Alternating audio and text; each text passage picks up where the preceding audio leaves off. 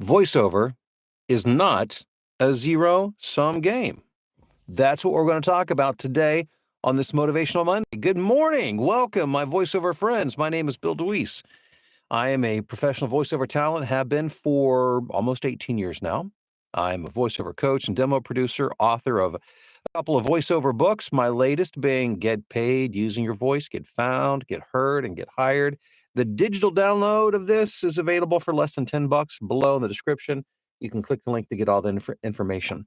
Before we get into the meat and potatoes this morning, I need to mention my live event is coming up on Saturday, July 13th. It's coming up fast. Today's July the 1st. It's July 4th weekend already. My gosh. But on that Saturday, it's my first live event in 8 years. It will be done here in the Chicagoland area.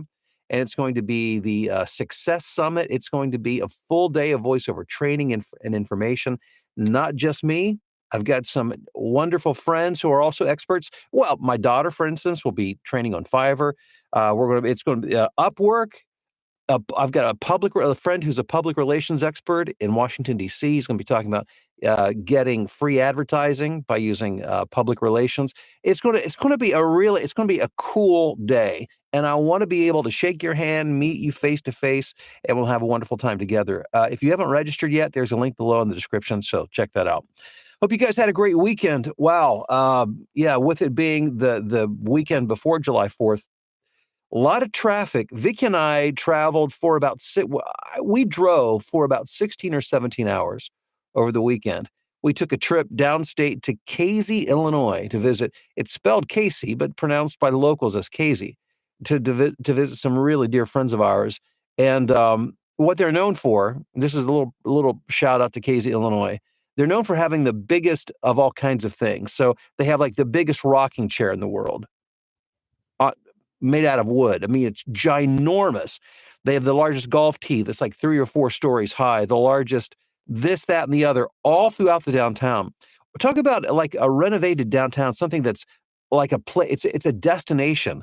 I couldn't believe how cool this place was. The restaurants and a lot of buzz, a lot of tourists coming in. It's a really neat place to go. If you've never been there, you want to check it out.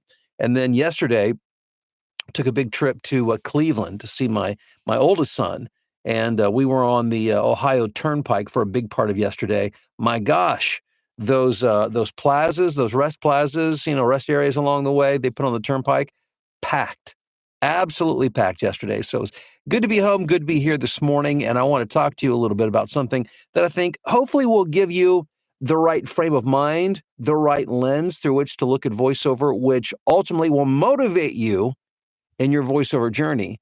And it's zero-sum game theory. Now, bear with me just a minute, because I think once you understand this, it will help you better understand how a lot of people see the voiceover market, the voiceover industry, and why they do and say the things they do. And what prompted this was a comment that I received on Facebook from somebody that said, yes, that's all we need, more wannabe voice talents.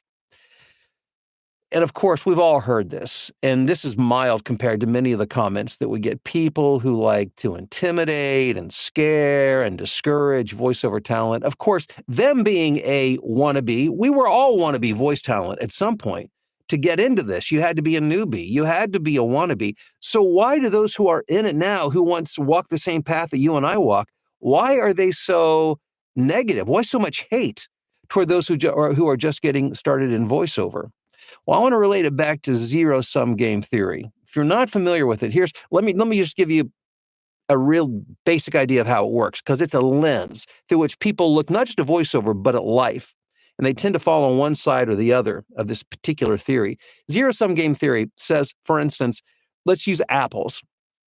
I have 5 apples, you have 5 apples. There's never going to be, whatever we do, there's never going to be a net change in the value of that.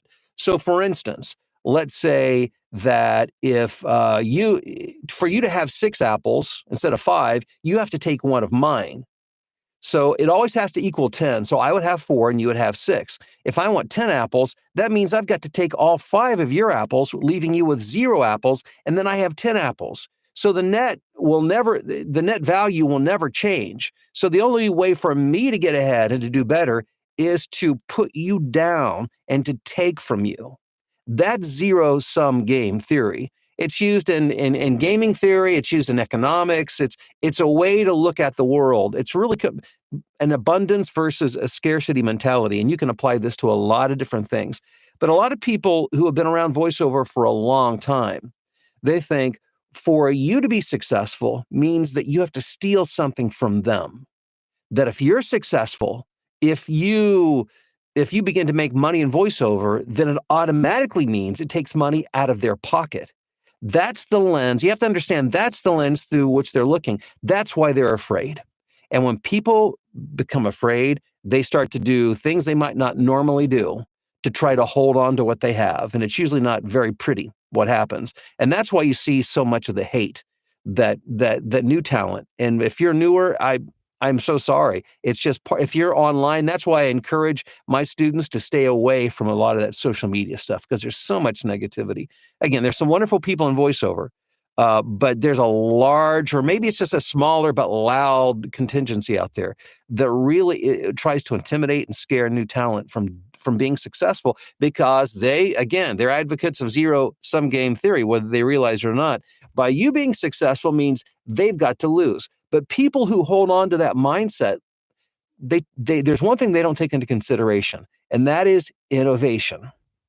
If you don't believe in innovation, then there's no way you can see your way out of that. Then I've got to lose if you're going to win. So for instance, let's excuse me, sorry. Let's look at apples again.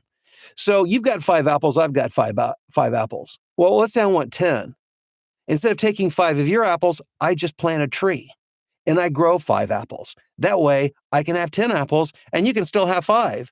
If you want to have 10 apples or 50 apples, then you can grow it by planting more trees yourself. I know this sounds like silly examples, but this is precisely how it works. So if you look at voiceover, what does that mean? Well, let's go back a few years. Let's go back like to 1990-ish. And that's where a lot of the people who are so negative on new talent, this is kind of the era they come from, 20, 30 or so years ago. And so if you look at what was available right there, right at that point in time, there was not nearly the amount of work available. Now, look just at, like, for instance, video game. Voiceover in video games was hardly even a thing at all back then. What there was, there would have been very little of. There wasn't these highly developed stories, and there's so much work now. As the video game industry is larger than the music industry and the movie industries combined. It's huge. Talk about innovation. What about audiobooks? Well, back then, it'd be something you pick up at a Cracker Barrel on tape that you would rent and drop off at the next Cracker Barrel when you're on a trip. Well, today with Audible, for instance, there's just virtually an unlimited supply of audiobooks. It's a huge market, which has created a big demand for voiceover talent. So just understand, when you get all this hate for being new, it's from somebody who believes that for you to get a couple of apples, they're going to lose some apples along the way. But the reality is that's not the way it works. Innovation, technology has created this boom in the industry. There is growing demand for voices out there, and they may not see it. And here's the thing, you can't expect people to change. People typically don't change to a great degree. So don't worry about trying to convince somebody else. Don't worry about trying to change their mind. And by all means, just ignore the crazy comments that are made out there and just put your nose to the voiceover grindstone, so to speak, and move forward and create more work, because there's more work out there to be had. And by doing it, you're not taking anything away from anybody else. You're taking advantage and leveraging technology in a way that we couldn't at any time in history. And I'm excited. I'm thinking, and by the way, this is even without AI. I'm talking about the demand for human voices has never been higher than it is now. So it continues to grow and grow and grow. I'm excited to see what the next 5 or 10 years has when it comes for voiceover, real human voices, because it will continue to grow and to blossom and create opportunities. It's a very, very, very exciting time to be involved in voiceover. Well, if you haven't yet, take a moment, please, and share your where you're watching or listening from this morning. And we're going to do a little roll call. I'll look through the live chat. By the way, if you have voiceover related questions, if you would just save those for Fridays, that's when we do our Q&A.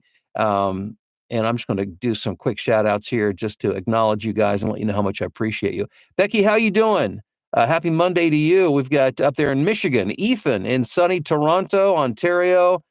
In Wisconsin, Corey's checking in from Altoona. It's Tim, Rusty in the UP of Michigan, Emma in Huntington Beach, California, Mike in Alabama, Phil in Tokyo, Bob, what's up in the great state of Ohio, OH, Aaron in Columbia, Missouri, Matthew in Grand Rapids starting to record his first Audible audiobook today. Matthew, that's fantastic. The voiceover bell of success right there. That's for you, Matthew. Mike, good morning in a humid and rainy Oak Island, North Carolina. Jim, good morning to you. John in Rhinebeck. And Jim's in Memphis, home of Elvis Presley. Jason, Newport, Oregon. Greg in wet Winnipeg. Terry in Fallston, Maryland. Ready for another week of inspiration. Galen in Cincinnati. Dennis in Pasadena, California. Robert, Atlanta. Robert, Sandra, Dallas, Fort Worth, Bob in Reidsville, North Carolina, Julie, Hummelstown, Pennsylvania, Jim, how are you doing? What am I going to be doing on July 4th or 5th? We'll probably just kind of hang out. The swimming pool's still not, the backyard's not done yet.